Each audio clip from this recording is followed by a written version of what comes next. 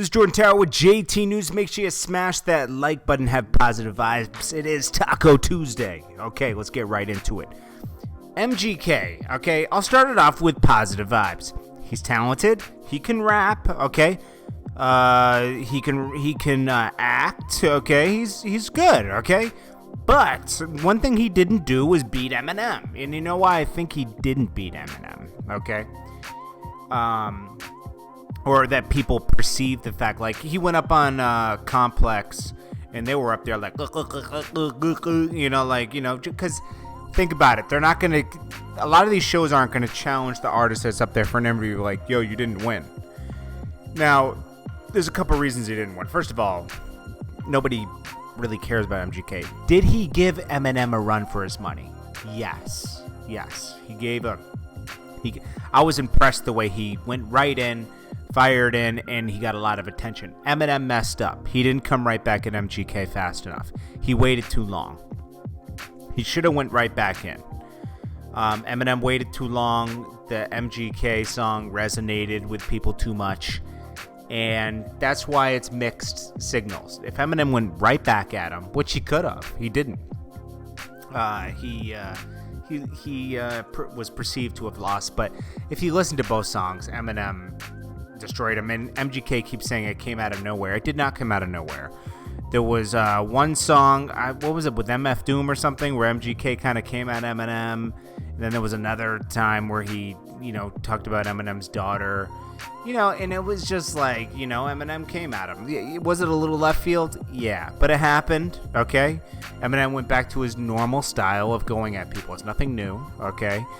And, you know, MGK keeps talking about it a year later. It's a talking point for him on everything he really thinks he won.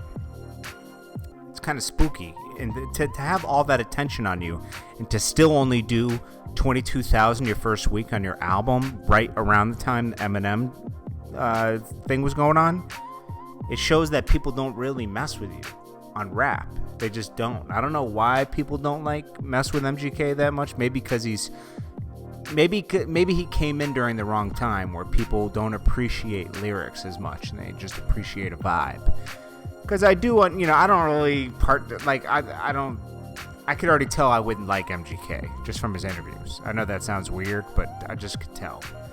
He has this vibe about him that, it's not really my vibe. But I'm not going to take that away from that. The kid is talented. The kid has a lot of talent, okay? He's not going anywhere, okay? He's an actor. I think he's playing Tommy Lee in this new movie. Like, you know, he's going to be fine. But, you know, people don't believe that, you know. He won this problem with Eminem. I mean, your Hotel Diablo just dropped, only did 30,000. Nas did 30,000, and he didn't even promote it, and he's been in the game for like 30 years. You know, so it's like, he should have done better, you know. Anyways, and we got 2 Chainz and Future. They did that song together. I told you that they had a problem with each other before, right? Well, he responded to, a lot of people were saying the same thing. And he says, people thought that me and bro had a problem with each other, which is not true. We had same street connections, spoke a lot behind the doors. This is the song I'm dropping. Dead man walking in celebration of the streets. Okay, I'll tell you for a fact. Let's just say this. He said that we talked behind the closed doors, right? I'm sure they worked out over the years and they were cool with each other. I never said they never had a beef with each other, okay? They just didn't like each other, okay? They didn't. It's a fact. I know that they didn't like each other for a fact. I remember and I could say this because, like, me and 2 Chainz aren't friends. We're not friends at all. Like, he made it very, like, you can tell later in your life, like, which was business relationships and which was friendships. Like, Shorty Low is a friend, you know? Cormeg is a friend. You know, there's certain rappers that I considered, and they proved to be friends, and there were certain rappers that were just there for the moment, and there's nothing wrong with that. I'm just saying, like, a friend, like Cormeg or something, we can have private conversations, everything's cool. We're not just associates, you know? That's my actual friend, you know? Shice Bubs I consider a friend, you know, like people like that. There's a lot of other people that were just around for the moment. So 2 Chainz was an associate, okay? But like he would always, he just didn't like Future. He would mimic him and everything, and he didn't understand why he was popping at the time. And of course, I know someone told me that 2 Chainz arrived before Future. Duh.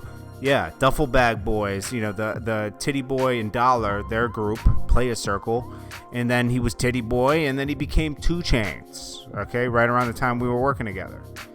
And, he has tons of success. He's had tons of great albums and everything. 2 Chainz has done great. Same with Future. They didn't like each other for a lot of years. There's nothing wrong with that. The fact that he had to address it, because a lot of blogs were saying the same thing, says a lot. But they're doing a song together now, and it's going to be great. Okay, they get along now. As you go on with time, you realize that, hey, man, that stuff's not even, it was a dumb little quarrel we had, of not liking each other. Then we got 50 Cent. He wins another $4,000 from Teairra Marie, and he gloats about it. Now, as he also bought a new $175,000 ring.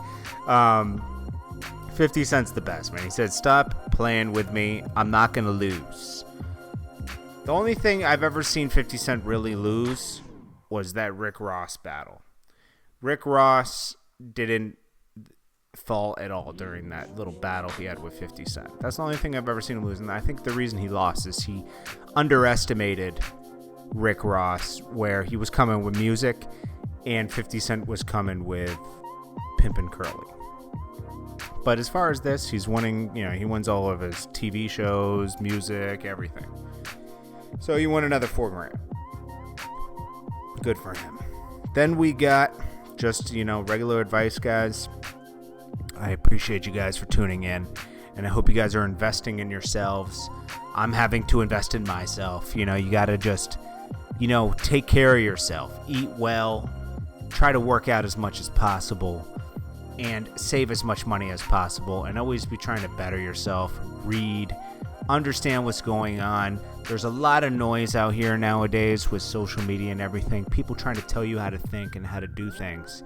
And sometimes you just gotta shut everything down, at least an hour a day, and just remember who you are, and don't be influenced by everybody in the world. There's a lot of racism, there's a lot of police brutality, people telling you who to vote for and all that. Do what you think is right for you. Do what's best for you as a person, and don't be influenced by what everybody else says. That's what I always think. There's no reason to be Democrat, Republican, or anything. I stay right in the middle, and I vote for what's right. I just do what's right. We don't know how this is going to turn. I know a lot of people were so worried about the elections. Everything's going to happen the way it's going to happen, no matter who's in office. I'm going to be honest with you. Don't let everybody worry you so much. We don't even know who the Democratic candidate's going to be right now. And when we come across that next year, we'll come across it. You're going to get a lot of people like Cardi B and other people that are getting paid by certain parties, and they're going to try to tell you how to think. Think for yourself. Listen to the debates and all that. There's going to be a lot of fake promises on both sides, and, just do what's best for you. And as far as life, man, you just got to unplug every once in a while. I got to do that. I'm going to do that in a couple weeks. I'm going to just leave again. Like I did 2 weeks ago. I went to the beach. You got to get away from everything and unplug, and, shut down the social media. And shut down everybody that's, draining your energy. People around you can really just watching things on the internet and everything, it can drain you so bad, man.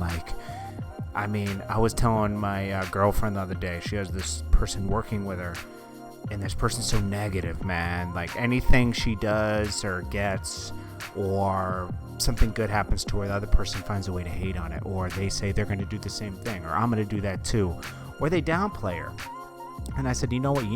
Your business is going down because people like this are around you, and they're taking all your energy away, man. And, there's such thing as just bad energy. When you have bad energy around you, you can't thrive. I've had to learn this many times. You want to take care of people, and you can't take care of everybody. Sometimes you need to hear that. You can't save everybody, and you can't help everybody, and you can't take on everybody's problems. And I'm the type of person, I take on everybody's problems. People tell me their problems, it becomes my problem. And you can't do that, I gotta tell myself this. I'm really telling myself this most of the time, because it's like, I have my own problems, man. I got my own responsibilities. You know, the only people I could really put ahead of me is probably my mother and my girlfriend. That's it. And my dog, obviously, you know, because, you know, he needs me. But, yeah, man, I just wanted to have that talk with you guys. I hope you guys are doing great today, and I'll check you guys in the next video.